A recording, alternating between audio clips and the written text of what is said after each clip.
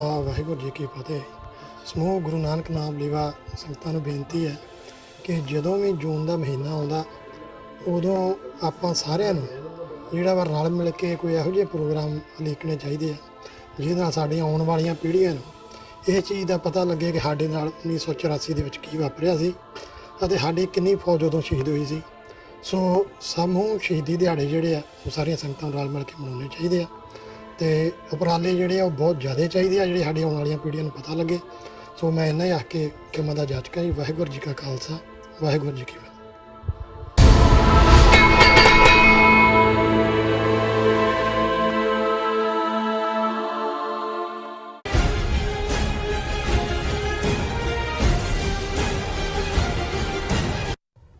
Viewers, welcome back in our program. Viewers, ਜੇ ਤੁਸੀਂ TV 84 ਨਾਲ ਜਾਂ ਪ੍ਰੋਗਰਾਮ ਸੱਚੋ ਸੱਚ ਨਾਲ Facebook ਰਾਹੀਂ ਜੁੜੇ ਤੇ ਇਸ ਨੂੰ ਵੱਧ ਲਾਈਕ ਕਰੋ ਤੇ ਸ਼ੇਅਰ ਕਰੋ ਅਤੇ ਨਾਲ ਹੀ YouTube ਤੇ ਸਬਸਕ੍ਰਾਈਬ ਵੀ ਕਰੋ। ਇਹ ਵੀ ਅਸੀਂ ਪ੍ਰਦਰਸ਼ਕਾਂ ਨੂੰ ਦੱਸਦੀ ਕਿ ਤੁਸੀਂ TV 84 ਦੀ ਐਪ ਨੂੰ Android ਐਂਡ App Store ਤੇ ਡਾਊਨਲੋਡ ਕਰਕੇ TV 84 ਦੀ ਜੋ ਲਾਈਵ ਸਟ੍ਰੀਮ ਹੈ ਉਸ ਨੂੰ ਤੁਸੀਂ 24 ਆਵਰਸ ਦੇਖ ਸਕਦੇ ਹੋ। ਵਿਊਅਰਸ, ਜਿਸ ਤਰ੍ਹਾਂ ਕਿ ਪਹਿਲੇ ਸੈਗਮੈਂਟ ਜੋ ਪਹਿਲਾ ਅੱਜ ਦਾ ਇਸ਼ੂ ਸੀ ਇਹ ਸੀ ਕਿ ਭਾਰਤ ਦਾ ਬਦਲਾ ਸ਼ਹੀਦੀ ਦਿਹਾੜੇ ਮੌਕੇ ਪਾਕਿਸਤਾਨ ਜਾ ਰਹੇ ਸਿੱਖ ਸ਼ਰਧਾਲੂਆਂ ਨੂੰ ਅਟਾਰੀ ਰੋਕਿਆ, ਨਹੀਂ ਦਿੱਤੀ ਜਾਣ ਦੀ ਇਜਾਜ਼ਤ। ਇਸ ਉੱਪਰ ਡਾਕਟਰ ਸਾਹਿਬ ਨੇ ਆਪਣੇ ਖੁੱਲ ਕੇ ਵਿਚਾਰ ਦਿੱਤੇ। ਆਈ ਹੋਪ ਤੁਹਾਨੂੰ ਸਾਰਿਆਂ ਨੂੰ ਪਸੰਦ ਆਏ ਹੋਣਗੇ। ਹੁਣ ਜੋ ਅੱਜ ਦਾ ਅਗਲਾ ਇਸ਼ੂ ਹੈ ਉਸ ਉੱਪਰ ਆਪਾਂ ਡਾਕਟਰ ਸਾਹਿਬ ਦੇ ਉਹਨਾਂ ਦੇ ਵਿਚਾਰ ਸੁਣਦੇ ਹਾਂ। ਜੀ ਡਾਕਟਰ ਸਾਹਿਬ, ਕੀ ਕਹਿਣਾ ਚਾਹੋਗੇ? ਦੇਖੋ, ਬਹੁਤ ਵਾਰ ਜਦੋਂ ਅਸੀਂ ਝੂਠ ਦੀ ਗੱਲ ਕਰਦੇ ਹਾਂ ਜੀ 7-8 ਹਜ਼ਾਰ ਸਾਲ ਦੀ ਹਿਊਮਨ ਹਿਸਟਰੀ 'ਚ ਬਹੁਤ ਵਾਰ ਇਨਸਾਨੀ ਫਿਤਰਤ ਵੀ ਹੈ, ਅਸੀਂ ਸੱਚ ਨੂੰ ਲੁਕਾਉਣ ਦੀ ਕੋਸ਼ਿਸ਼ ਕਰਦੇ ਹਾਂ। ਬਿਲਕੁਲ। ਕਈ ਵਾਰ ਅਸੀਂ ਝੂਠ ਕਿਸੇ ਦਾ ਫਾਇਦਾ ਕਰਨ ਲਈ ਕਰਦੇ ਹਾਂ, ਕਿਸੇ ਬਾਰੇ ਸਾਨੂੰ ਕੋਈ ਪਤਾ ਹੈ ਅਸੀਂ ਨਹੀਂ ਕਹਿੰਦੇ ਚਲੋ ਉਹਦਾ ਬਚਾਅ ਹੋ ਜਾਏ। ਜੀ ਬਹੁਤ ਵਾਰ ਝੂਠ ਅਸੀਂ ਆਪਣਾ ਭਲਾ ਕਰਨ ਦੇ ਲਈ, ਆਪਣਾ ਬਚਾਅ ਕਰਨ ਦੇ ਲਈ ਬੋਲਦੇ ਹਾਂ।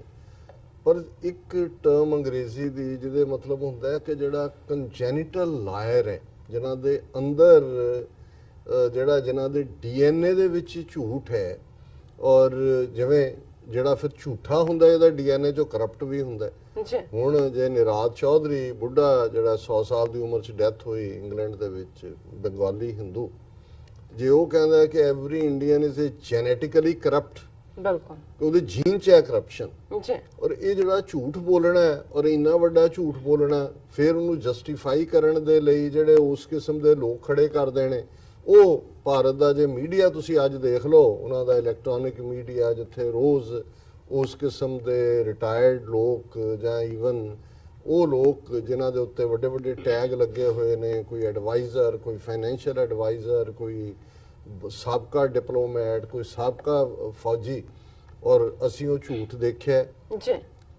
ਉਸ ਨੂੰ ਜੇ ਅਸੀਂ ਬਾਲਾਕੋਟ ਦੇ ਹਵਾਲੇ ਨਾਲ ਹੀ ਦੇਖੀਏ ਕਿ ਕਿਵੇਂ ਪੁਲਵਾਮਾ ਦੀ ਆੜ ਦੇ ਵਿੱਚ ਝੂਠਾ ਬਾਲਾਕੋਟ ਉਹਨੂੰ ਹੀ ਜਿੱਤ ਬਣਾ ਕੇ ਕਿਵੇਂ ਸਾਰੇ ਦੇਸ਼ ਨੂੰ ਵੇਚਿਆ ਜੀ।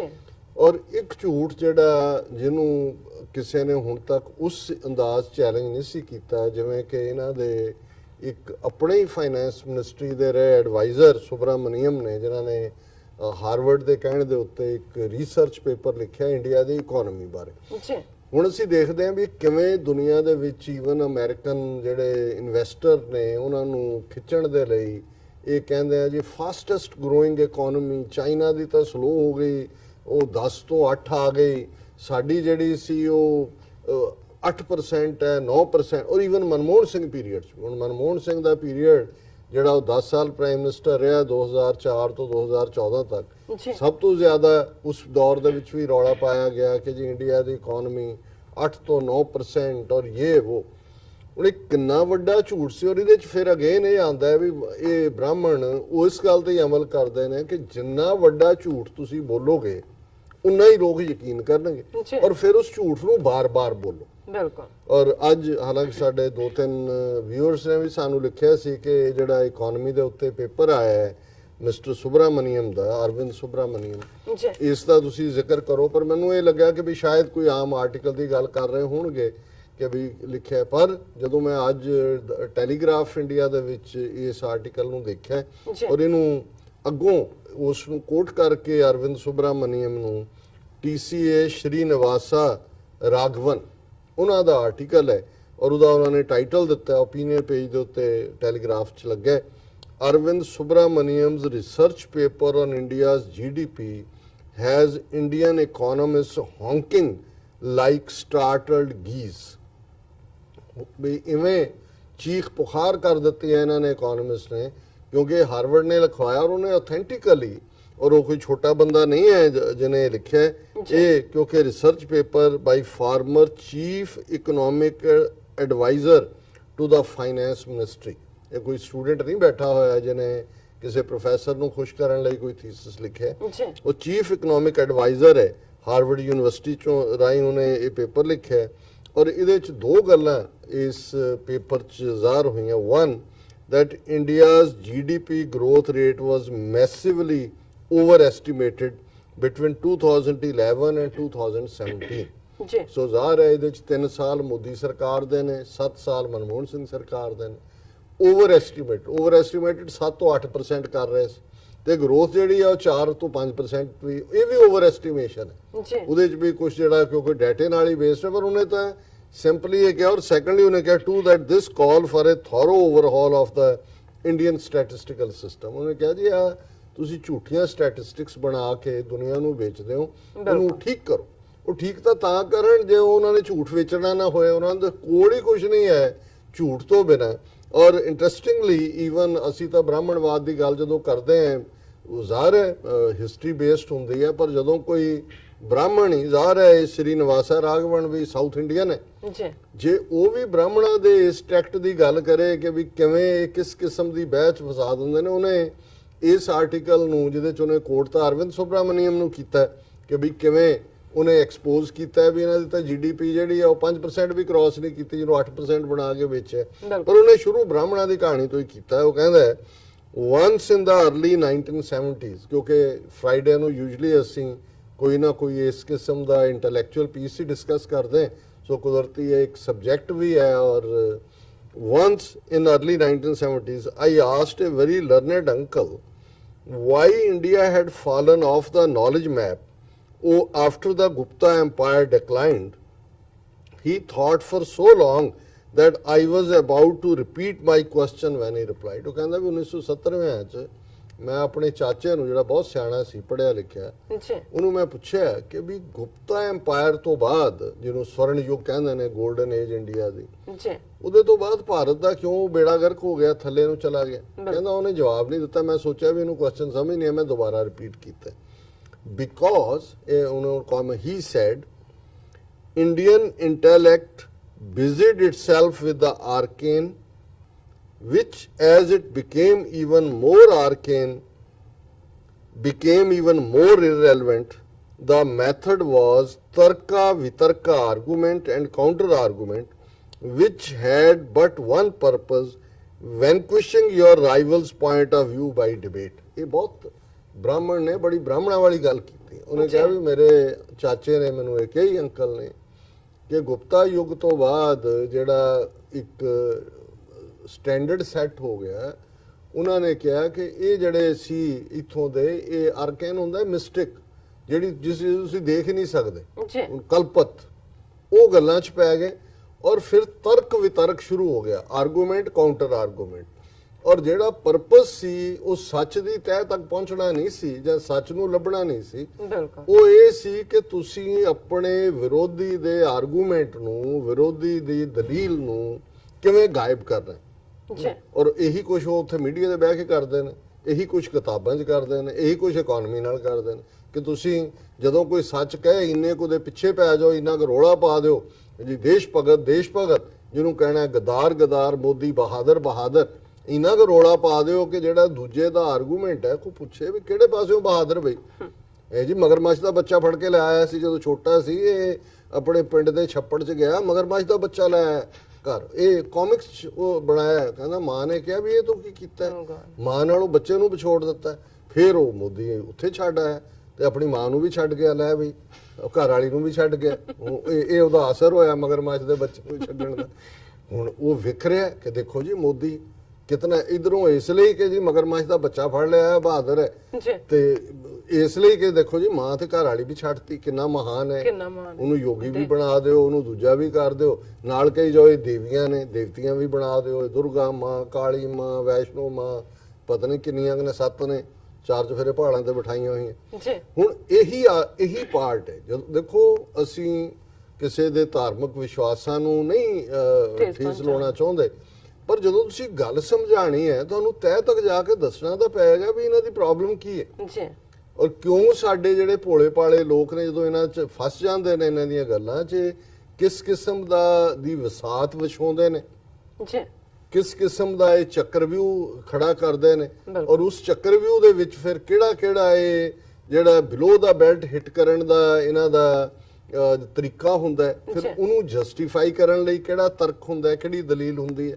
ਔਰ ਉਸ ਸਭ ਨੂੰ ਕਰਨ ਤੋਂ ਬਾਅਦ ਫਿਰ ਤੁਸੀਂ ਕਹੋ ਜੀ ਸਤਿਅਮੇਵ ਜਯਤੇ ਸੱਤ ਦੀ ਜਿੱਤ ਹੁੰਦੀ ਹੈ ਉਹ ਸਾਰੇ ਕੂੜ ਦੇ ਉੱਤੇ ਮਬਨੀ ਕਰਕੇ ਫਿਰ ਤੁਸੀਂ ਸਭ ਤੋਂ ਉੱਚਾ जीत गया भी सच जीत गया ਹੁਣ ਇਹੀ ਇਹਨਾਂ ਦੇ ਮਜ਼ਹਬ ਦੇ ਵਿੱਚ ਵੀ ਇਹਨਾਂ ਨੇ ਇਸ ਕਿਸਮ ਦੇ ਤਰੀਕੇ ਦੇ ਨਾਲ ਹੀ ਮੂਰਤੀ ਪੂਜਾ ਜਸਟੀਫਾਈ ਕੀਤੀ ਹੈ ਹੁਣ ਗੱਲ ਤਾਂ ਪੋਲੀਟੀਕਲ ਪਾਵਰ ਦੀ ਹੈ ਜਿਵੇਂ ਉਹ ਸੈਨ ਫ੍ਰਾਂਸਿਸਕੋ ਦੇ ਵਿੱਚ ਮੈਂ ਆਪਣੀ ਪ੍ਰੈਜੈਂਟੇਸ਼ਨ 'ਚ ਕਿਹਾ ਮੈਂ ਕਿਹਾ ਵੀ ਰਾਜ ਸ਼ਕਤੀ ਤੇ ਨਾ ਰਾਜ ਸ਼ਕਤੀ 'ਚ ਕੀ ਫਰਕ ਹੁੰਦਾ ਹੈ ਪੋਲੀਟੀਕਲ ਪਾਵਰ ਹੋਣਾ ਨਾ ਹੋਣਾ ਜਿਨ੍ਹਾਂ ਦੇ ਕੋਲ ਪੋਲੀਟੀਕਲ ਪਾਵਰ ਹੈ ਉਹਨਾਂ ਦੀ ਗਾਂ ਦਾ ਮੂਤ ਵੀ ਵਿਕਦਾ ਉਹਦੀ ਗਾਂ ਦਾ ਗੋਹਾ ਵੀ ਵਿਕਦਾ ਐਮਾਜ਼ਨ ਵੇਚਦਾ ਮਾਈ ਗॉड ਤੇ ਜਿਨ੍ਹਾਂ ਦੇ ਕੋਲ ਜਿਨ੍ਹਾਂ ਨੇ ਇਤਿਹਾਸ ਸ਼ਹੀਦੀਆਂ ਦੇ ਨਾਲ ਸਿਰਜਿਆ ਅੱਜ ਸਾਡੇ ਕੋਲ ਪੋਲੀਟੀਕਲ ਪਾਵਰ ਨਹੀਂ ਹੈ ਤੁਸੀਂ ਦਹਿਸ਼ਤਗਰਦ ਹੋ ਤੁਸੀਂ ਆਤੰਕਵਾਦੀ ਹੋ ਤੁਸੀਂ ਅਲਗਾਵਵਾਦੀ ਹੋ ਤੁਸੀਂ ਉਗਰਵਾਦੀ ਹੋ ਤੁਹਾਡੀ ਹੋਂਦ ਬਣਾਈ ਹੋਈ ਇਹ ਫਰਕ ਹੈ ਪੋਲੀਟੀਕਲ ਪਾਵਰ ਹੋਣ ਜਾਂ ਨਾ ਹੋਣ ਤੇ ਇਹ ਸੱਜਣ ਜਿਹੜੇ ਨੇ ਸ਼੍ਰੀਨਿਵਾਸ ਰਾਘਵਨ ਇਸ ਗੱਲ ਨੂੰ ਅੱਗੇ ਤੋਰਦੇ ਨੇ ਕਿ ਵੀ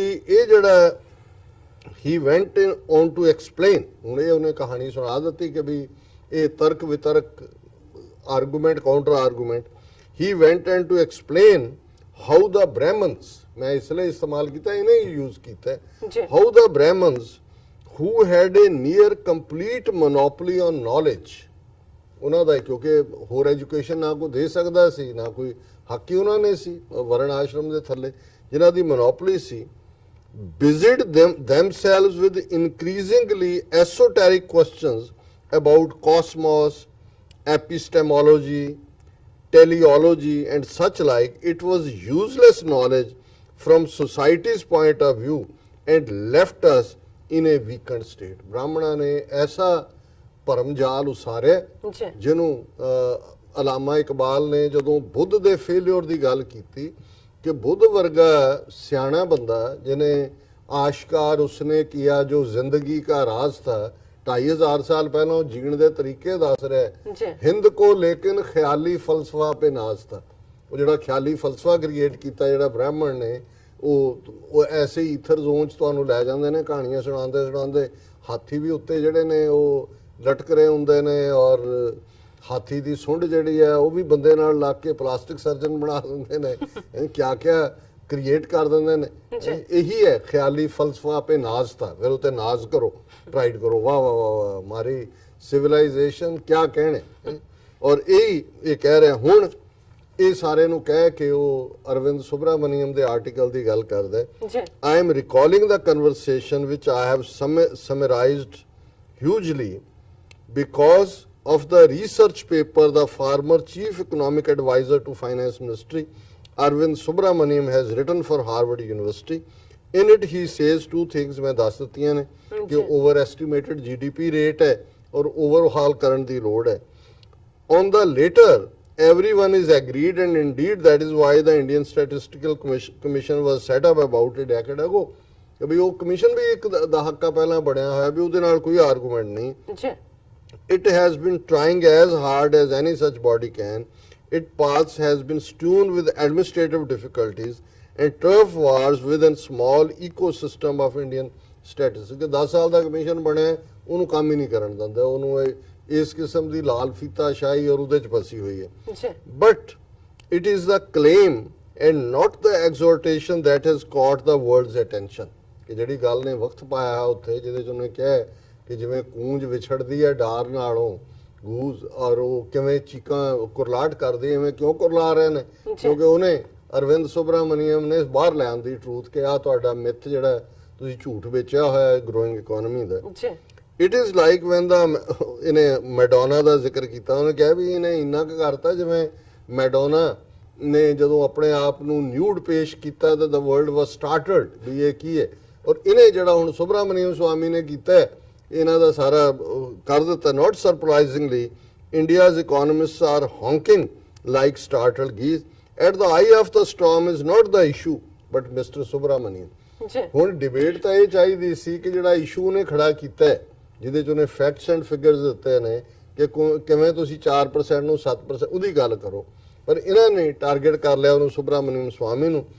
This is mainly because except for perhaps a dozen economists and statisticians, same as the Vidwans of Gupta period, everyone else knows this is a sterile debate.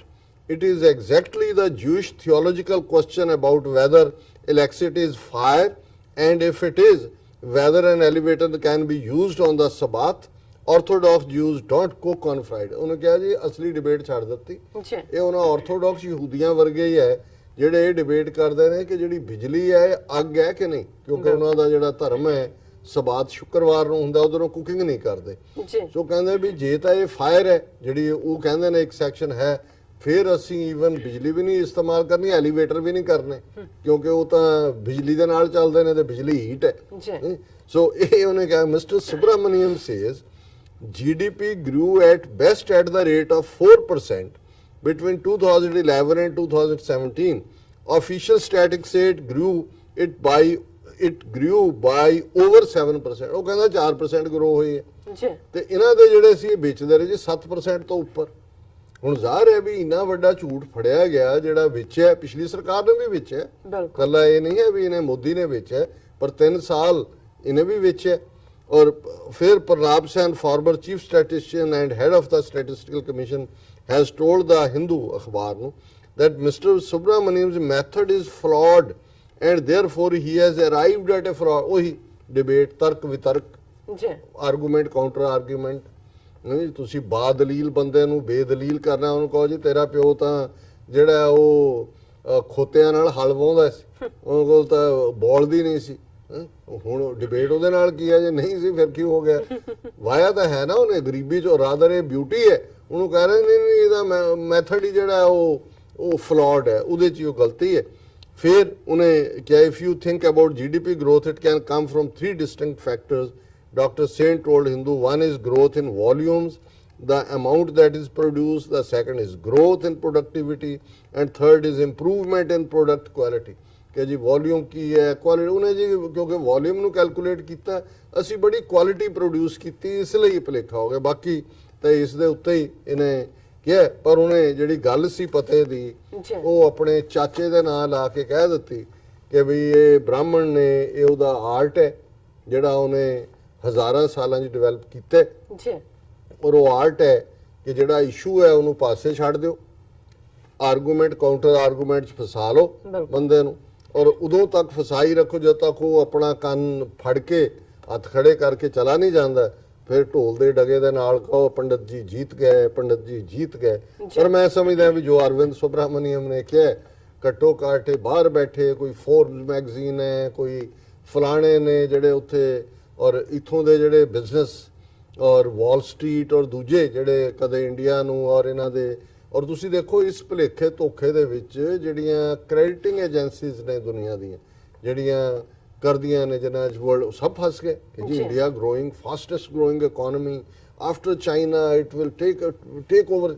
ਹਾਲਾਂ ਚਾਈਨਾ ਨੇ ਜਦੋਂ ਕਿਹਾ ਜੀ ਉਹਨਾਂ ਦੀ ਸਲੋ ਗਰੋਥ ਹੈ, ਉਹ ਜੈਨੂਇਨ ਨੇ, ਇਸ ਲਈ ਉਹਨਾਂ ਦੀ ਜੇ ਸਲੋ ਹੈ ਤਾਂ ਸਲੋ ਹੈ। ਇਹ ਤਾਂ 4 ਨੂੰ 7 ਤੇ ਰਹੇ, 4 ਵੀ ਨਹੀਂ ਹੋਣਾ।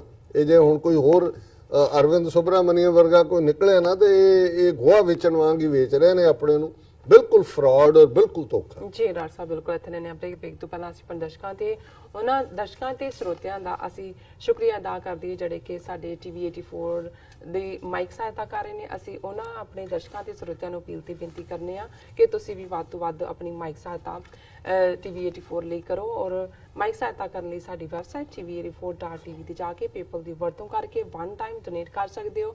ਮੰਥਲੀ ਡੋਨੇਟ ਵੀ ਕਰ ਸਕਦੇ ਹੋ। ਤੁਸੀਂ TV 84 ਦੇ ਨਾਮ ਤੇ ਚੈੱਕ ਬਣਾ ਕੇ ਸਾਨੂੰ ਮੇਲ ਵੀ ਕਰ ਸਕਦੇ ਹੋ। ਸਾਡੇ ਇਸ ਪਤੇ ਤੇ 36-01 37th Avenue, Long Island City, New York 11101 USA, ਜਾਂ ਫਿਰ ਤੁਸੀਂ ਸਾਨੂੰ ਫੋਨ ਰਾਹੀਂ ਵੀ ਸੰਪਰਕ ਕਰ ਸਕਦੇ ਹੋ ਸਾਡੇ ਫੋਨ ਨੰਬਰ ਤੇ 5164060694। Thank you so much viewers. ਤੁਸੀਂ ਕਿਤੇ ਨਹੀਂ ਜਾਣਾ, ਮਿਲਦੇ ਹਾਂ ਛੋਟੇ ਜਿਹੇ ਬ੍ਰੇਕ ਤੋਂ ਬਾਅਦ।